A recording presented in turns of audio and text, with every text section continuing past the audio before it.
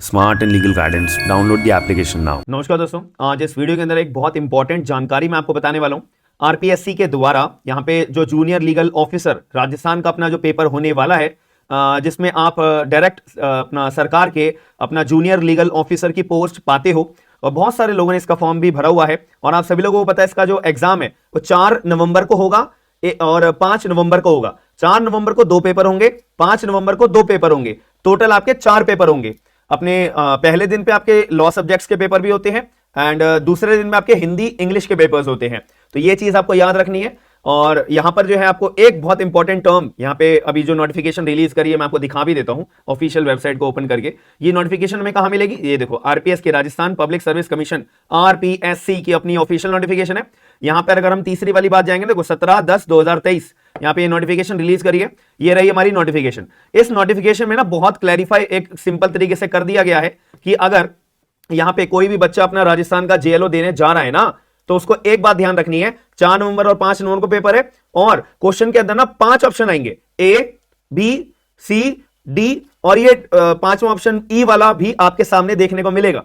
For example के तौर पर मेरे सामने क्वेश्चन आया, अब क्वेश्चन मुझे आता होगा तो मैं ए, बी, सी, डी में से चूज करके अपना आंसर टिक कर दूंगा, गोला लगा दूंगा ओएमआर शीट के ऊपर। ठीक है, अब यहां पे कंफ्यूजन ही आ जाती है कि अगर मेरे को क्वेश्चन आता नहीं है तो मेरे को मार्क्स अपने कटवाने नहीं है, अगर क्योंकि यहां पे नेगेटिव मार्किंग भी है ना, तो अगर मैं अपना क्वेश्चन मुझे कोई आता नहीं है तो मैं उसको खाली छोड़ दूंगा, तो ये मेरा जाएगा कि क्वेश्चन मेरा अटेम्प्ट नहीं करा है, तो मेरे माइनस मार्किंग भी नहीं होगी। क्योंकि अगर मैं क्वेश्चन मुझे कोई आता नहीं है तो ए, बी, सी, डी में से अगर मैं कोई टिक कर दूंगा और अगर मेरा क्वेश्चन गलत निकलता है तो यार मेरे मार्क्स काट लिए जाएंगे, नेगेटिव मार्किंग हो जाएगी, तो मुझे क्वेश्चन छोड़ना पड़ेगा। तो अब क्या होता था कि पहले ना चीटिंग बहुत होती थी कि मैं अगर पेपर देके आया हूं तो मैंने कोई अपना क्वेश्चन पेपर में ओएमआर शीट में जो खाली छोड़ दिया है, मैंने किसी बंदे से अपना जुगाड़ जो कर रखा है ना, वो मेरा गोला भर देता था। ठीक है, और फिर जब आंसर शीट चेक होने के लिए जाती थी मैं पास हो जाता था। ठीक है, तो ऐसा होता होगा या नहीं होता होगा, ये मेरी पर्सनल अजम्पशन है कि इसीलिए ये रूल लेके आए होंगे जो स्ट्रिक्ट तरीके से। तो अब इन्होंने ये रूल ला दिया गया है कि भाई अगर आपको कोई क्वेश्चन अपना खाली छोड़ना है, कोई क्वेश्चन का आंसर जवाब आता नहीं है, तो आपको ये ई वाला जो मैंने कहा है ना 5वां वाला, ए, बी, सी, डी में तो आप चूज करोगे नहीं क्योंकि आपको आंसर पता ही नहीं है और गलत करवाना नहीं है, तो ई वाला जो ऑप्शन है वो आपको चूज करना पड़ेगा। तो अगर, और इसका मतलब ये है कि अगर मुझे कोई क्वेश्चन आता नहीं है, मुझे वो क्वेश्चन खाली छोड़ना है ताकि मेरे नेगेटिव मार्किंग ना हो, तो मुझे ई वाले ऑप्शन पे, गोला पे टिक करना पड़ेगा। अगर मैं ई वाले ऑप्शन पे अपना गोले पे टिक कर दूंगा तो ये माना जाएगा कि क्वेश्चन मैंने अटेम्प्ट नहीं करा है। एक बहुत बड़ी अपडेट यहां पे आई है कि अगर मैंने क्वेश्चन खाली छोड़ दिया, ना मैंने ए पे गोला भरा, ना बी पे भरा, ना सी पे भरा, ना डी पे भरा, ना ई पे भरा, तो ऐसे मैंने करते करते 10 क्वेश्चन ऐसे खाली छोड़ दिए कि भाड़ में जाए। 10 क्वेश्चन के मैंने गोले भरे ही नहीं है, 5 में से कोई भी ऑप्शन पे मैंने टिक करा ही नहीं है।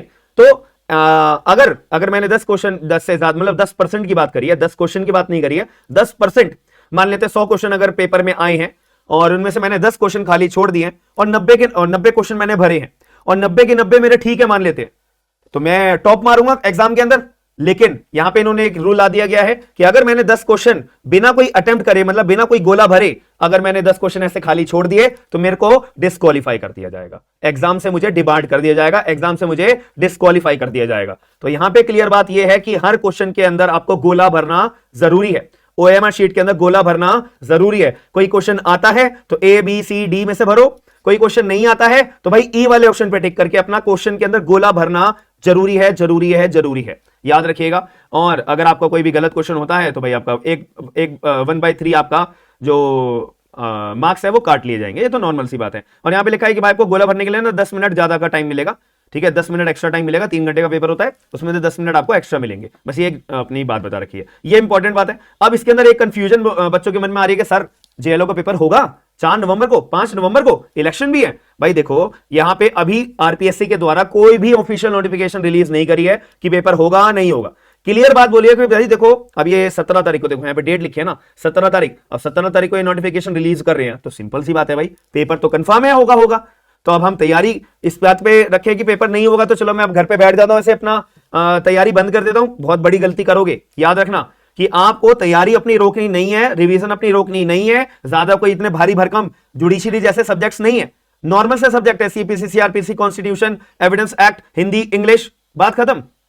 तो अगर आप इतने सब्जेक्ट्स प्रिपेयर नहीं कर पा रहे हो और अपना तैयारी रोक रहे हो और ये विश कर रहे हो कि एग्जाम डिले हो जाए गलती मत करना, याद रखना। तो एग्जाम आपका टाइम पे होगा।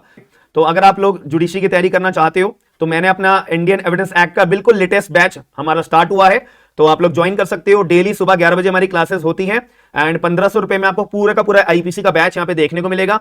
प्रीलिम्स की, मेंस की, इंटरव्यू की और आपके मेंस के आंसर राइटिंग करवाई जाएगी। जो नोट्स प्रोवाइड कराए जाएंगे वो बिल्कुल मेंस पर्सपेक्टिव में होंगे और हिंदी इंग्लिश दोनों लैंग्वेजेस में होंगी। और जो लोग एआईबी की तैयारी कर रहे हैं उनके लिए पीवाईक्यूज भी आपको अवेलेबल होंगे। मेरी एप्लीकेशन डाउनलोड कर लेना, smart and legal guidance. Evidence में अगर वीक हो, एविडेंस का बैच ज्वाइन कर सकते हो। सीपीसी में वीक हो, सीपीसी का बैच ज्वाइन कर सकते हो। और अगर आपको लीगल ड्राफ्ट चाहिए तो लीगल ड्राफ्ट आप परचेज कर सकते हो। बट एक ना ध्यान रखना एक चीज को कि अगर आप एआईबी के पीवाईक्यूज खरीदते हो या अपना लीगल ड्राफ्ट का बैच अगर खरीदते हो, कोर्सेज खरीदते हो, तो आप लोग एप्लीकेशन पे एक बार मैसेज कर देना कि सर हमने एआईबी के पीवाईक्यूज खरीदे हैं या लीगल ड्राफ्ट खरीदे हैं, इसका हमारे को ना गूगल ड्राइव का लिंक दे दो।